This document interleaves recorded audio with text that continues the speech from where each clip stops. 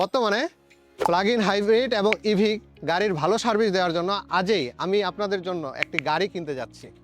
কী কারণে plug in hybrid গাড়ি আমি কিনতে যাচ্ছি সেই বিষয়টা আপনাদের একটু জানার প্রয়োজন।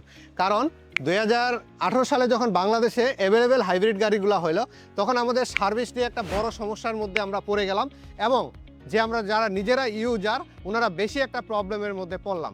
তো সেইটাকে আমি সুন্দরভাবে পরিপাটিভাবে আপনাদেরকে হাইব্রিডের সমাধান দেওয়ার জন্য আমি নিজে একটা হাইব্রিড গাড়ি কেনার সিদ্ধান্ত নিলাম।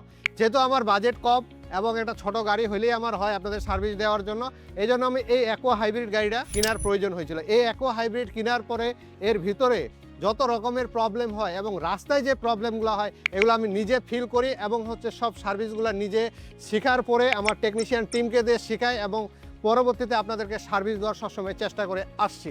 সেইভাবেই আমি এখন একটা প্লাগ ইন হাইব্রিড গাড়ি যেহেতু কিনতে যাচ্ছি এবং বর্তমানে যেহেতু প্লাগ ইন হাইব্রিড এবং ইভির যুগ আছে, তো আমরা আপনাদেরকে একটা বেটার সার্ভিস দিতে পারবো ইনশাল্লাহ। এই জন্য আজকে আমরা একটা গাড়ি কিনতে যাবো। সেই গাড়িটা কোন গাড়িটা কিনতেছে সেটা কিন্তু আমরা শোরুমে যাওয়ার পরেই আপনাদেরকে দেখাবো।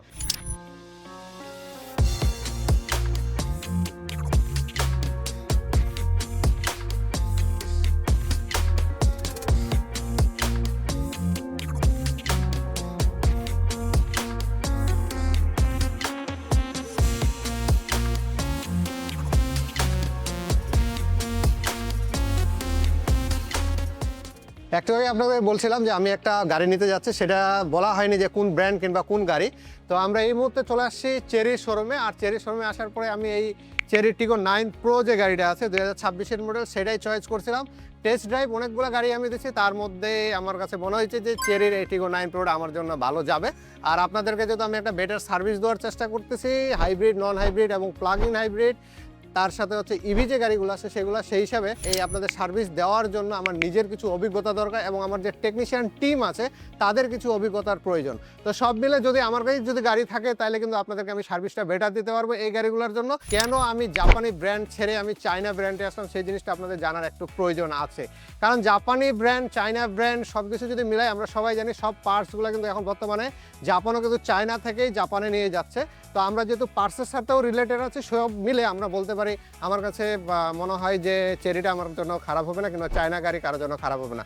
তার চেয়ে বড় বিষয় হলো আমাদের সার্ভিস সেন্টারের মধ্যে আপনার চায়না যত রকমের গাড়ি আছে কিংবা ইউরোপিয়ান এবং তার সাথে যে আপনার অন্যান্য দেশের যে গাড়ি আছে, কোরিয়ান গাড়ি, সেগুলো কিন্তু আমরা অলরেডি আপনাদেরকে বেটার সার্ভিস দিচ্ছি। এবং পার্টসের যে দিকগুলো আছে শোরুম থেকে বলেন কিংবা যাদের নিজস্ব শোরুম আছে সেই জায়গায় যে পার্টসের দামগুলো আছে তার চেয়ে কিন্তু আমরা কম দামে আপনাদেরকে অলরেডি কিন্তু বিভিন্ন গাড়ির পার্টসগুলো সার্ভিস দিচ্ছি।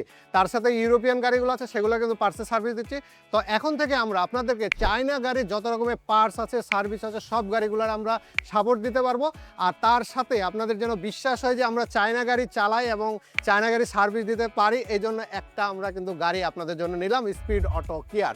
তো আপনাদের এই গাড়ির সম্বন্ধে আমরা বিস্তারিত জানাবো, সুবিধা অসুবিধা, তার সাথে যে আমরা এই গাড়ির কী কী সার্ভিস করার দ্রুত প্রয়োজন হচ্ছে সেই জিনিসগুলো জানাবো। তার সাথে আমাদের যে পার্টসগুলো আছে সেগুলো আপনাদের কাছে নিয়ে আসে আমরা আপনাদেরকে দেখাবো। সর্বোচ্চ 15 থেকে 20 দিনের মধ্যে অলরেডি আমরা কিন্তু অর্ডার করে দিছি আপনাদের জন্য। যে পার্টসগুলো নষ্ট হওয়ার সম্ভাবনা আছে সেগুলো কিন্তু অলরেডি আমাদের স্টকে চলে আসবে, হয়তো বা 15-20 দিনের মধ্যে আপনাদেরকে দেখাতে পারবো। তো আমরা এই গাড়িটা এখনই ডেলিভারি নিব আর পরবর্তী আলোচনা আমাদের নেক্সট ভিডিওতে চলে আসবে। সবাই ভালো থাকবেন, ধন্যবাদ।